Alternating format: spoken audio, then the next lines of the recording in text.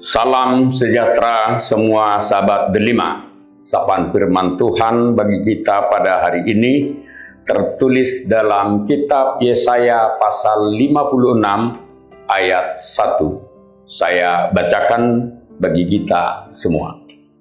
Beginilah firman Tuhan, taatilah hukum dan tegakkanlah keadilan, sebab sebentar lagi akan datang keselamatan yang daripadaku, dan keadilanku akan dinyatakan.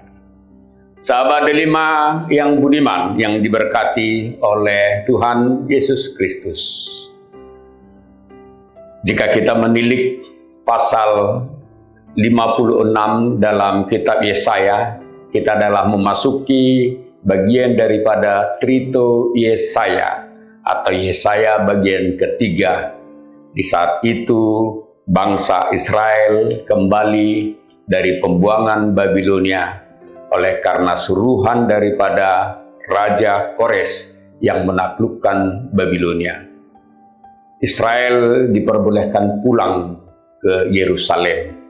Di sana mereka akan membangun kembali Bait Allah, tembok Yerusalem, pembangunan tatanan ekonomi, tatanan politik, dan lain sebagainya. Sekembalinya mereka ketika diberitakan dalam Trito Yesaya bahwa mereka sangat bersemangat. Namun pada Trito Yesaya ini mereka merasakan tentu kekecewaan dari apa yang diharapkan mereka sekembalinya dari Babilonia. Karena begitu banyaknya yang harus dibenahi oleh Israel itu sendiri terhadap negerinya, terhadap Bait Allah, ataupun tatanan ekonomi, tatanan politik, dan lain sebagainya. Di saat demikian, firman Tuhan disuarakan oleh Nabi Yesaya kepada bangsa Israel yang telah kembali dari pembuangan tersebut. Ada dua bagian yang dapat kita lihat. Yang pertama dikatakan, taatilah hukum dan tegakkanlah keadilan. Yang kedua, sebab sebentar lagi akan datang keselamatan daripadaku dan keadilanku akan dinyatakan. Bagian yang pertama, ada dua kata, bentuk kata perintah yang mengatakan, taatilah hukum dan tegakkanlah keadilan. Kata hukum dipakai di sini dengan kata mispat yang bisa penekanannya tentang keadilan. Ya, arti keadilan yakni yang berdasar pada aturan dan hukum yang berlaku bagi Israel atau Yehuda. Jadi kata taat selalu berhubungan dengan perilaku yang patuh dan mengikuti ketentuan yang berlaku. Nah, jadi kata taat, ketaatlah hukum, taatilah hukum yang mengatakan bahwa hidup bangsa Israel itu harus dalam tatanan hukum yang berlaku. Kata hukum yang dipakai dengan kata mispat boleh itu dengan kata artian aturan, hukum-hukum yang berlaku. Tetapi dalam teks ini dan terjemahan baru Alkitab kita lebih menekankan tentang keadilan. Dan kedua adalah kata tegakkanlah keadilan. Kata keadilan adalah kata tzedek, ya, yang dia dalamnya boleh diartikan dengan keadilan atau juga kebenaran. Kata mispat dan tzedek adalah dua kata yang sangat urgen dalam teks ini, dan itu saling berhubungan satu dengan yang lain. Tegakkanlah keadilan. Kata tegakkanlah di sini berasal dari kata dasar tegak yang berarti berdiri lurus, sigap, atau dapat diartikan untuk menggambarkan arah yang lurus ke atas. Nah, jika kita dapat mengartikan tegakkanlah keadilan, bahwa bangsa Israel harus hidup sesuai dengan hukum Allah dan tidak boleh dia hidup senonoh atau menyingkir dari kehendak atau tatanan aturan Allah. Kedua hal itulah yang ada dalam kehidupan setiap orang yang akan menerima keselamatan. Taatilah hukum, tegakkanlah keadilan.